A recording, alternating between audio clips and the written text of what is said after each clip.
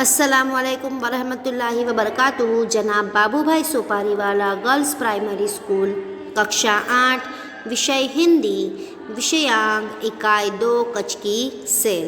कचकी शेर का स्वाध्याय पोथी कार्य। इससे पहले के क्लास में हम स्वाध्याय पोथी का थोड़ा पाठ देख चुके हैं, यानी कि कुछ प्रश्न हम समझ चुके हैं और लिख चुके हैं। आज हम इसका भाग 2 यानी कि दूसरा आगे का स्वाध्याय पोथी कार्य देखेंगे और कचकी शेर स्वाध्याय पोथी कार्य पूर्ण करेंगे। गाला हिंदी स्वाध्याय पोथी कक्षा 8 द्वितीय सत्र। प्रश्न 2, आपने की हुई किसी यात्रा का वर्णन करते हुए अपने मित्र को पत्र लिखिए। आपने की हुई यात्रा यानी कि हमने अगर कोई यात्रा प्रवास किया है तो उसका वर्णन करते हुए हमें अपने मित्र को एक पत्र लिखना है। सबसे पहले हम जिसको पत्र लिखेंगे उसका पता लिखेंगे। 14 अल्पविराम अलंक सोसाइटी अल्पविराम भक्तिधाम अल्पविराम वडोदरा 15 दिसंबर 2020। उसके बाद हम संबोधन लिखेंगे। प्रिय मित्र आरुषि, सप्रेम नमस्कार। आज सुबह ही तुम्हारा पत्र मिला। यह जानकर बहुत खुशी हुई कि तुम्हारी माताजी अब पूरी तरह स्वस्थ हो गई है। हम 10 दिन पहले कश्मीर दर्शन के लिए गए थे। 2 दिन पहले ही वहाँ से लौटे हैं। पहले हम नैनीताल गए थे। उसके बारे में जैसा सुना था वैसा ही पाया। उसकी परिक्रमा करने में सचमुच बड़ा मज़ा आया। हम नैना देवी के दर्शन करने गए। देवी की सुंदर मूर्ति ऐसी लगी जैसे अभी बोल उठेगी। फिर हम श्रीनगर गए। सचमुच सुंदर नगर है। हमने सारा नगर घूमकर देखा। डल झील की सुंदरता ने हमारा मन मोह लिया। तुम्हारा मित्र आलू। आगे अब देखेंगे हम प्रश्न 7, अपूर्ण कहानी को पूर्ण कीजिए। यानी कि यहाँ पे हमें एक कहानी का 1-2 वाक्य दिए गए हैं। हमें उस वाक्य के हिसाब से इस कहानी को पूर्ण करना है। एक गांव था। उस गांव में एक गरीब किसान रहता था। उसके 2 बेटे थे। बेटों का नाम रामू, बड़े बेटे का नाम रामू और छोटे बेटे का नाम लखन था। अब हम फकरा बना के उससे आगे लिखेंगे। रामू को खेल कूद का शौक था। उसे निशानेबाजी में भी बहुत रुचि थी। बड़ा होकर वह भारतीय सेना में भर्ती हो गया। छोटे बड़े लखन को छोटे बेटे लखन को खेती बाड़ी का शौक था। उसने खेती की जिम्मेदारी संभाली और एक समृद्ध किसान बन गया। भारत पाकिस्तान के बीच युद्ध हुआ। रामू ने बड़ी बहादुरी दिखाई। उसने दुश्मन के छक्के छुड़ा दिए। लड़ाई खत्म होने पर सरकार ने उसे वीर चक्र प्रदान किया। सेना में उसे ऊंचा पद दिया गया। अब किसान बहुत खुश है। उसके बेटों ने जय जवान जय किसान का नारा सार्थक किया, क्योंकि जय जवान यानी बड़ा बेटा एक जवान है और जय किसान यानी छोटा बेटा एक किसान है। आगे देखिए, ध्यान दीजिए। प्रश्न 8, दिए गए परिच्छेद का हिंदी में अनुवाद कीजिए। यानी कि हमें ये जो परिच्छेद यानी जो एक फकरा दिया गया है वह गुजराती है, तो हमें उसका भाषांतर अनुवाद हिंदी में करना है। देखिए, हिरण नदीनी पश्चिम बाजुए सूरज दादा विदाय લઈ રહ્યા છે। हिरन नदी की पश्चिम की तरफ सूरज दादा विदा ले रहे हैं। સંધ્યા ટાળે પંખીઓના ટોળાઓ પોતાના માળા ભણી ઉડી રહ્યા છે। संध्या के समय पक्षियों की टोलियां अपने घोंसले की ओर उड़ रही है। ભેંસોનું ખાંડું અને ગાયોના ધણ પોતાના માલિકના ઘર ભણી વળી રહ્યા છે। भैंसों का झुंड और गायों का समूह अपने मालिक के घर की तरफ लौट रहे हैं। ત્યારે झरमर झरमर वर्षाની શરૂઆત થઈ। उस समय रिमझिम वर्षा शुरू हुई। સૌ અસહ્ય ગરમીની પીડામાંથી મુક્તિનો આનંદ લઈ રહ્યા હતા। लोग असह्य गर्मी की पीड़ा से मुक्ति का आनंद ले रहे थे। मात्र मानव ज नहीं, पशु पक्षी अने जीव जंतु पण शाता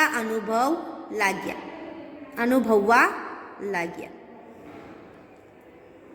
केवल मनुष्य ही नहीं, पशु पक्षी और जीव जंतु भी शांति का अनुभव करने लगे।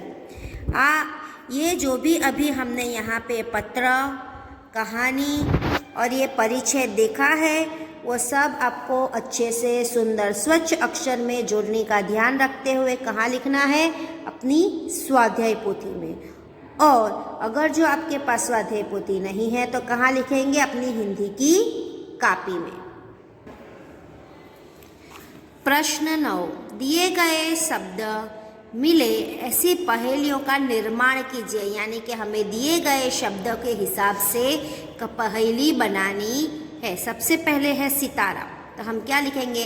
आकाश में रहता हूँ, रात भर चमकता हूँ, दिन में छिप जाता हूँ, सूर्यास्त होने के बाद फिर निकल आता हूँ। चमचम चमकता हूँ, रहता हूँ मौन, प्यारे बच्चे बतलाओ मैं हूँ कौन? तो इसका उत्तर क्या आएगा? सितारा। यानी कि हमारे पास उत्तर है, उस हिसाब से हमें यहाँ पे पहेली बनाकर लिखनी है। अब देखिए नंबर 2, हाथी। गणपति का मुख हूँ मैं, धरती का बड़ा प्राणी हूँ मैं, सर्कस में करता हूँ काम, सवारी में आता हूँ काम। तो कौन है वो? हाथी। अब हम देखेंगे आगे नंबर 3, चिराग यानी रोशनी, प्रकाश।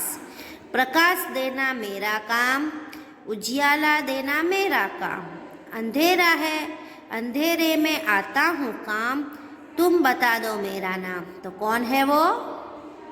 चिराग। नंबर 4, पाठशाला। ज्ञान का मंदिर हूँ, सरस्वती का घर हूँ, आओ तुम मेरे पास, मिलेगा विद्या का प्रकाश। तो हमें विद्या, सरस्वती, ज्ञान कहाँ से मिलता है? पाठशाला से। प्रश्न 10, दिए गए शब्दों को शब्दकोश के क्रम में लिखिए।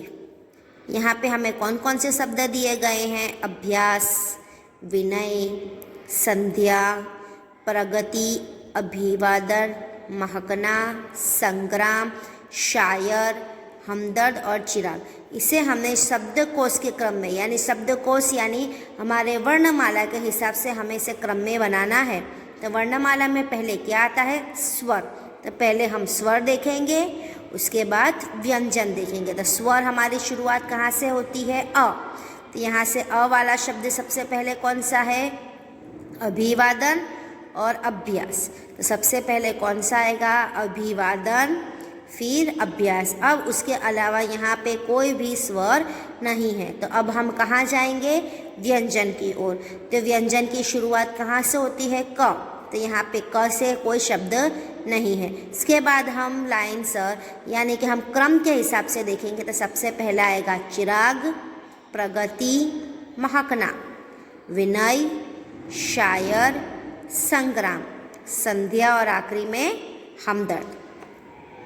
प्रश्न 11, इस पाठ में आए प्रशासकीय शब्दों की सूची बनाकर उसका वाक्य में प्रयोग कीजिए। जब हमने इकाई 1 देखा था पत्र एवं डायरी, तब भी हमने कुछ प्रशासकीय शब्द देखे थे। उसी तरह हमें यहाँ पे प्रशासकीय शब्द के नाम भी लिखने हैं और उस हिसाब से यहाँ पे उसके हमें क्या बनाने हैं, वाक्य बनाने हैं। सबसे पहले क्या है, अधीक्षक।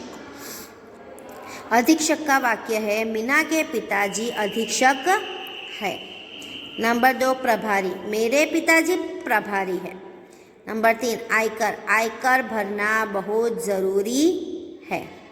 प्रशासन, हमारे यहाँ प्रशासन अधिकारी बहुत है। नंबर 5, सचिव, हमारी सोसाइटी के सचिव से हमने मुलाकात ली। यह सभी आपको स्वाध्याय पोथी में जोड़नी का ध्यान रखते हुए अच्छे से लिखना है।